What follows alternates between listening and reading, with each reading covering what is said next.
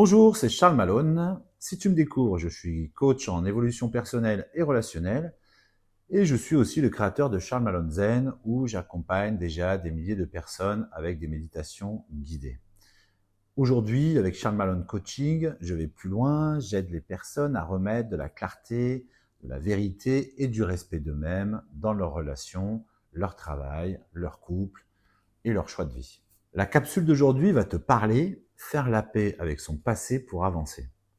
Tu as déjà l'impression que ton passé te colle à la peau, une relation qui t'a brisé, une erreur que tu regrettes encore, une décision que tu n'arrives pas à te pardonner.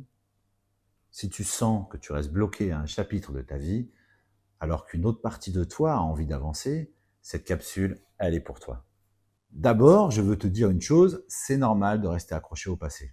Notre cerveau, il fait ça pour nous protéger, pour essayer de comprendre, pour éviter que ça se reproduise. Mais pour faire la paix avec ton passé, ce n'est pas oublier, ce n'est pas dire que ce qu'on t'a fait est OK, ce n'est pas excuser non plus.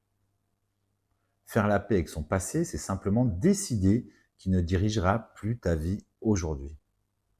Ni plus, ni moins. Alors pour ça, j'ai 3 clés. J'ai 3 clés à te partager. La première clé, reconnaître la blessure. Ça passe par là. Souvent, on va aller trop vite, on veut tourner la page sans même l'avoir lue vraiment.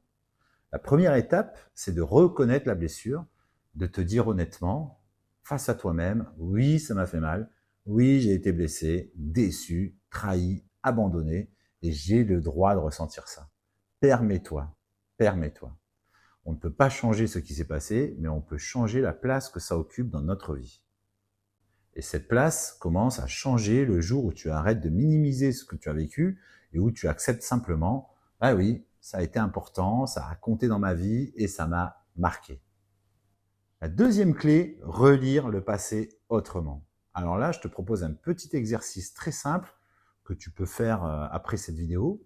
Tu prends une feuille, tu traces une ligne au milieu. D'un côté, tu écris ce que ça m'a pris, peut-être du temps, de la confiance, de la naïveté, une relation, un projet, de l'argent, etc. Et de l'autre côté de la page, tu écris ce que ça m'a appris. Donc d'un côté pris, d'un côté appris.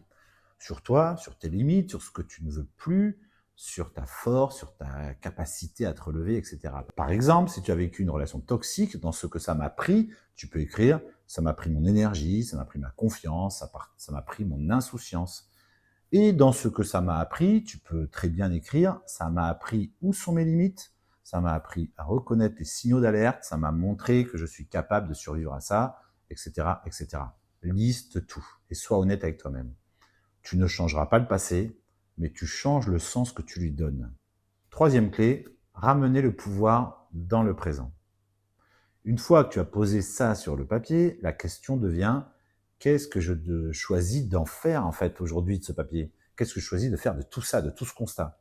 Est-ce que je choisis de me définir uniquement par cette blessure ou est-ce que je choisis d'en faire un point de départ, un enseignement pour la suite?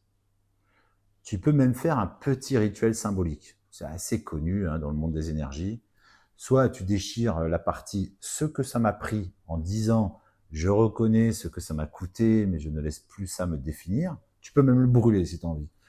Soit tu plies la feuille et tu la ranges quelque part en te disant « ce chapitre fait partie de mon histoire, mais ce n'est plus la page sur laquelle je vis ».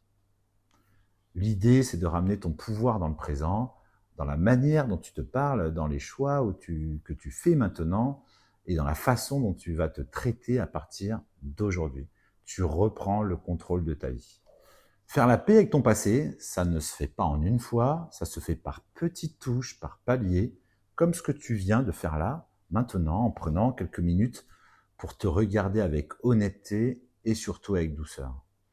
Si tu regardes cette vidéo, c'est que tu es déjà en train d'avancer, tu n'es plus exactement la même personne qu'au moment où ce passé s'est écrit, tu as évolué déjà, même si tu ne t'en rends pas compte, et ça, c'est la bonne nouvelle, tu es sur la bonne voie.